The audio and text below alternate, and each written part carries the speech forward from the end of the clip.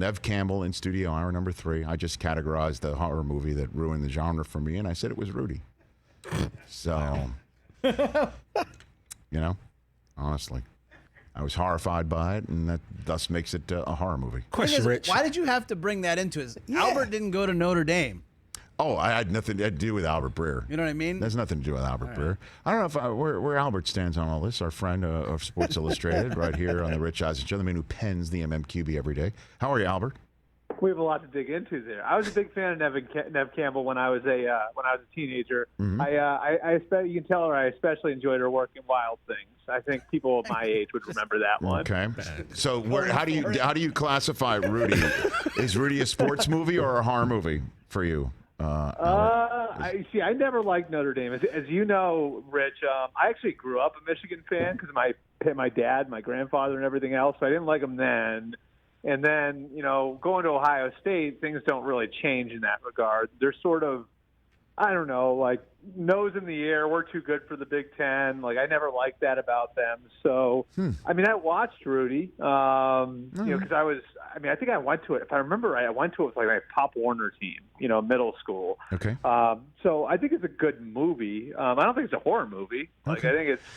But I have heard that it's embellished a little bit, right? Like maybe Rudy's not the feel good character that the people make him out to be. Is that right? We had the director of the film Rudy, who also directed Hoosiers, David Onspaw, on the program. Was that 2 summers ago now? 2020, summer of 2020. Yeah, I think so. And he said that compared to Rudy, he said compared to Hoosiers being made, which he said was made up out of whole cloth, he called Rudy a Ken Burns documentary compared to Hoosiers, which kind of upset me, but that's the truth. That's what he said. Wait, Hoosiers is like that fake? Well, it's based on this true story of Mile and High, but everything else about it, all of it, is made up. Everything else, all of it. Jimmy Chitwood, the picket fence. Yeah, he said. I'm heartbroken. David Onspaw said Angelo Pizzo, who wrote both films as well, was sent. He went to the small Indiana town where it happened, and reported back that there's no story. He goes, they basically won. Nobody thought it would happen. There's no there about anything. There's no drama. There's no nothing, and so they made it all up, all of it. I know. Isn't that crazy? Oh God! And that the scene of Gene Hackman driving across the cornfield. That's all fake. That's heartbreaking. Oh, and again, before we get into the football stuff too, Albert, the one last thing that really broke my heart that David Onspaw told us. By the way, this is all on our YouTube page. He told us that the montage where things actually get better for Hickory when they start winning, and Gene Hackman is on the bench laughing it up with Dennis Hopper. He said that they kept that shot in there with them laughing, even though that shot was taken when they were both getting ready to actually be camera ready.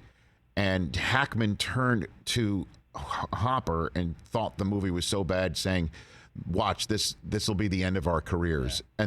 And Hopper laughed at that line, and they kept that in the film, and that's part of the montage. Great. I mean, that's a great story. That's fantastic. That's what he said. That actually is a really good story. It doesn't make up for them fooling me for 30 years into thinking that the whole thing was real, but that is a good story. Albert Breer here on the Rich Eisen Show. Is Kliff Kingsbury in trouble in Arizona, based off of what we saw?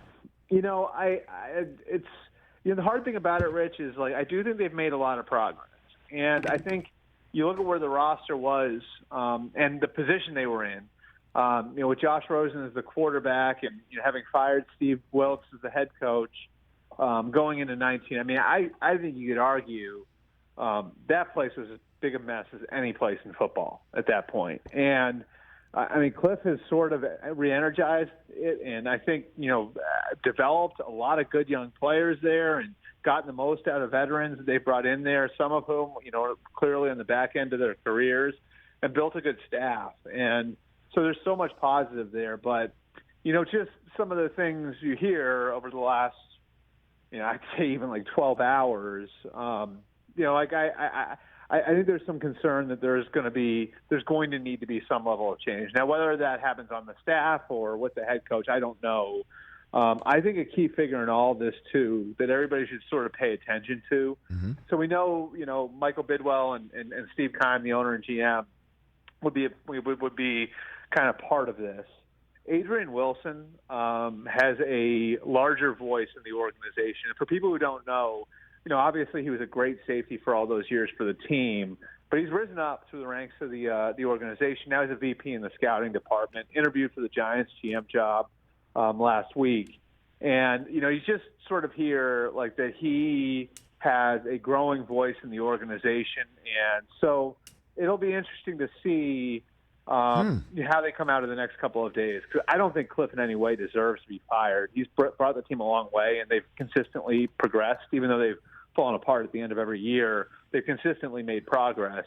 But just sort of the rumblings you hear out of there are that there's going to be maybe some level of change in the organization based on how they finish the year. Look, as we all know, breaking news, only one team in the NFL finishes the season off a win, right? So, yeah.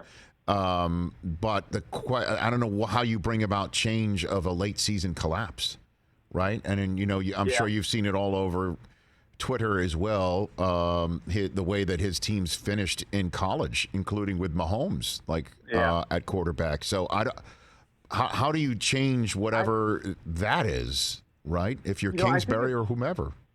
The hard part about it, here's the thing, Rich, is I think in college, and you know this as well as I do, how do college schedules set up? Normally you're playing a bunch of cupcakes early on, right? And let's call it what it is. Most Power 5 teams, if you've got 4 cupcakes on your schedule, they're probably among the first 6 games, right? And so, I think there's a reason why it happened that way in college, because they aren't playing the University of Texas or Oklahoma on September 1st, And then you look at why it's happened at Arizona.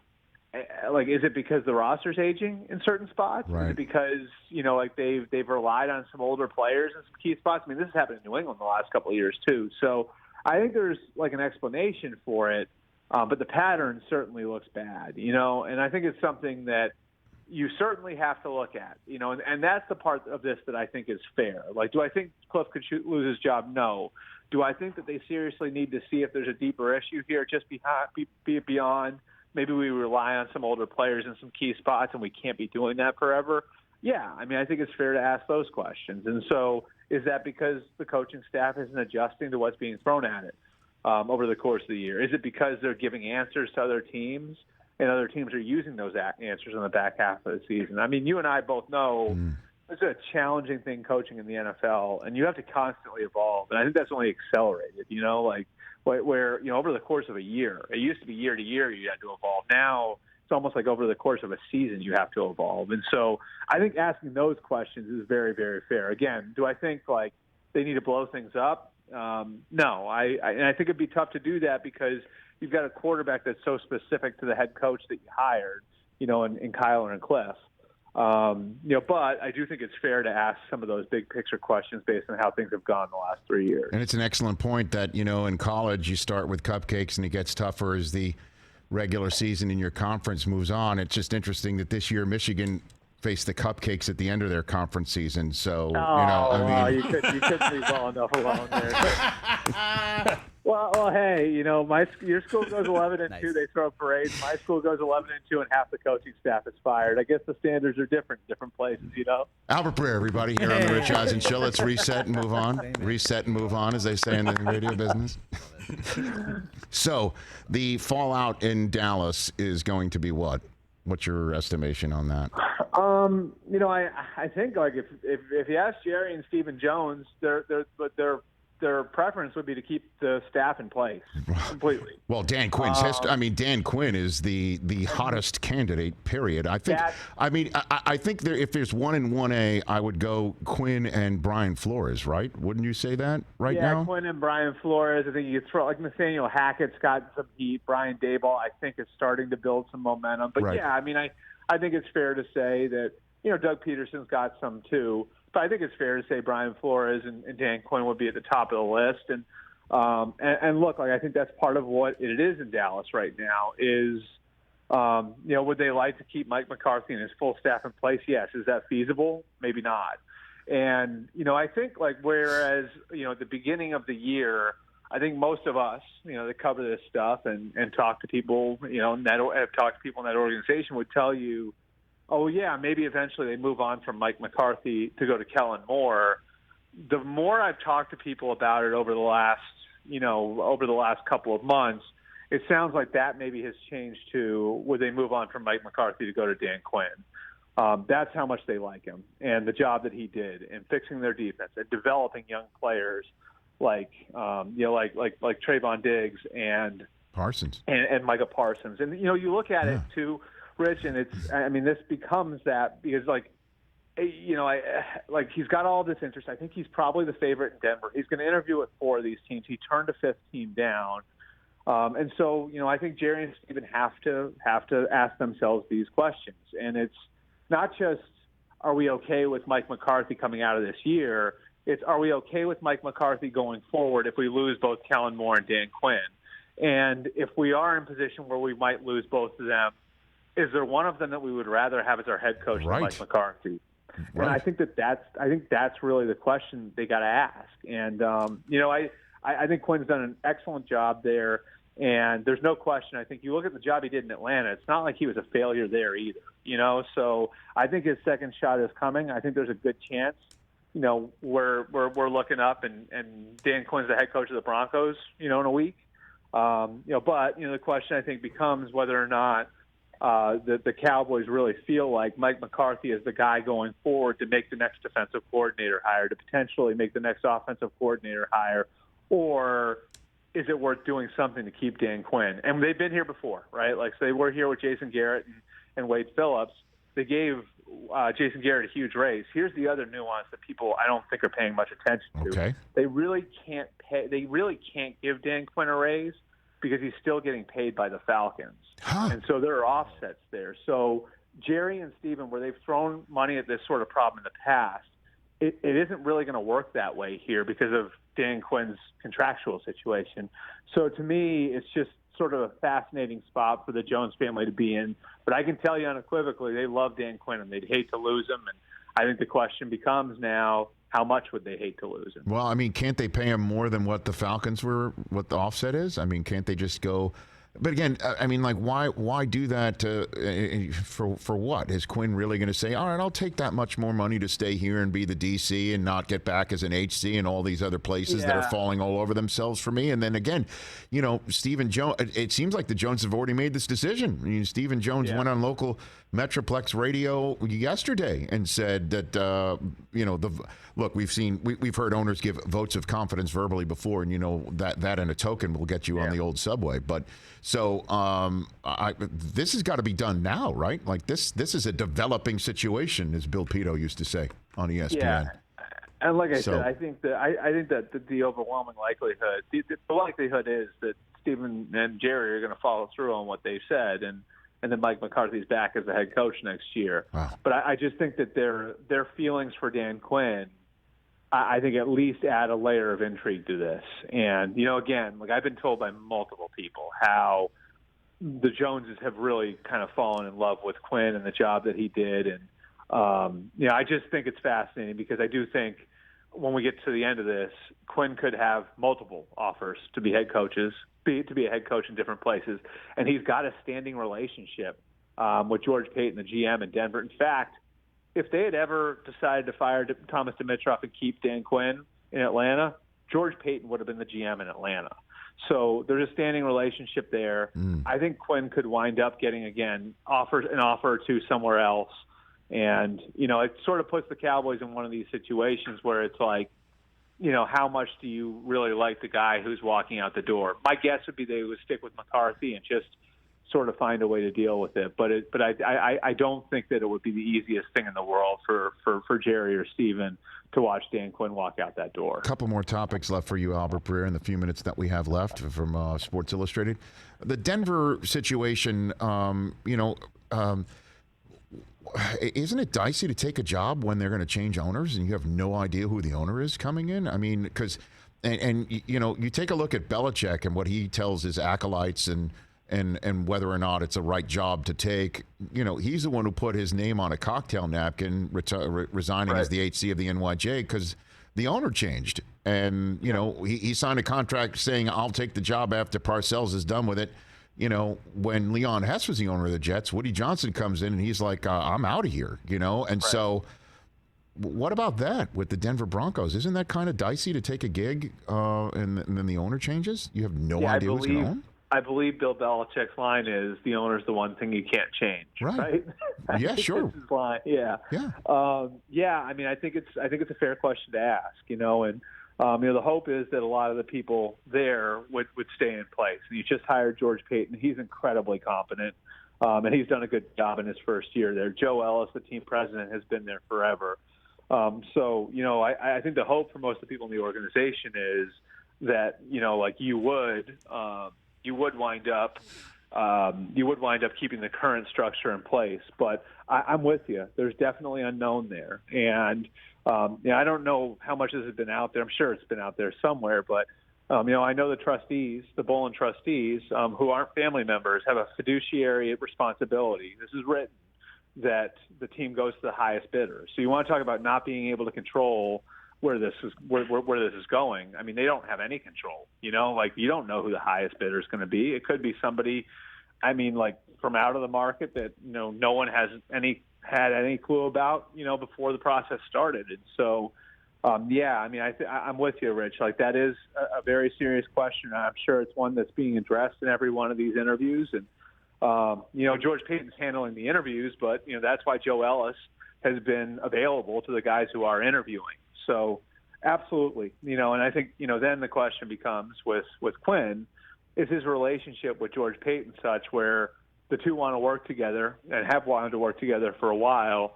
And, you know, it's sort of at that point where it's like, well, we have to take this risk because we've always wanted to do it together. The other thing is, and I would say this too, that team's in pretty good shape. I mean, if you look at where they are, and yeah, they don't have quarterbacks figured out just yet. Yeah. But, you know, I know people in that organization feel like they are where they were in 2012 before they got Peyton Manning, and that there's a setup there with young talent at receiver, a young pass rusher, a young corner that looks a lot like the setup in 2012 that attracted Peyton Manning to Denver.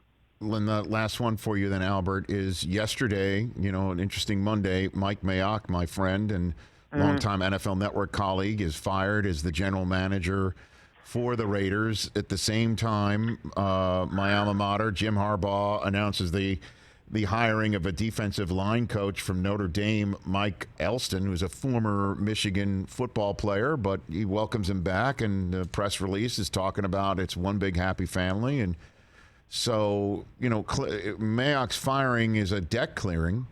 So what's going on with the Raiders situation and Harbaugh still a possibility here? What do you think?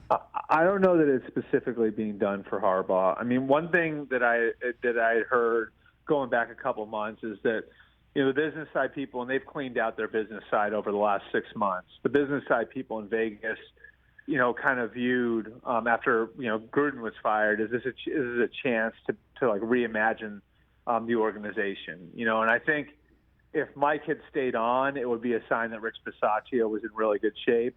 And I always felt like if they decided to fire Mike, it was in order to take big swings to allow whoever the next coach is to maybe recreate the organization in his own image.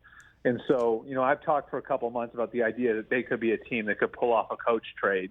And maybe they call Pittsburgh about Mike Tomlin. Maybe they call New Orleans about Sean Payton. Not saying those guys would go, but it's, you know, I mean, it's worth asking, right? And then Harbaugh's the other one. And, you know, there's obviously a relationship between Mark Davis and Jim Harbaugh. Almost hired him in 2015 when Michigan got him. And Harbaugh coached there in 2002 and 2003. You know, that said, I do think that defensive line hire, I mean, I'll tell you, it got my attention, Rich, because somebody had pointed this out to me. And you want to go back to the Ohio State-Michigan thing here we can, how, you know, there was a 2-week period there where Ryan Day was very aggressively filling out his staff. It was pointed out to me that, you know, Jim Harbaugh had 2 or 3 staff openings that he was doing nothing about, and he was just leaving those jobs open. And that was an indication maybe that he was on his way out. Well, the fact that they went and hired a D-line coach, to me, at least signals that Michigan feels like they're in a good spot, and Harbaugh's okay with the idea of going back, and maybe there's at least some framework for a contract to get done. Mm-hmm. Now, I'd warn anybody, don't climb in Jim Harbaugh's head. It's a crazy place, and I would not guess what he's going to do right now. Because if you go back to 2015, you'll remember this, Rich. There was a time when people were saying there's no way he's going back to college, and he did. So I think it's not over till it's over. But I would say that defensive line hire is at least a good sign that Jim Harbaugh is, potentially coming back to Michigan for, I think this would be an 8th year, right? And I also think, at the same time, simultaneously, that the Raiders are looking to take a big swing to fill that head coaching spot. I think the interest in Harbaugh is one sign of it, and I think the firing of Mayock is probably another sign of it. Albert, greatly appreciate always. Thanks for the time. All right, thanks, Rich. Have a good one. You got it. Buddy. That's Albert Breer. I follow him on Twitter at Albert Breer. You should as well. Hey, you watched all the way to the end. Thanks for that. Watch more right here.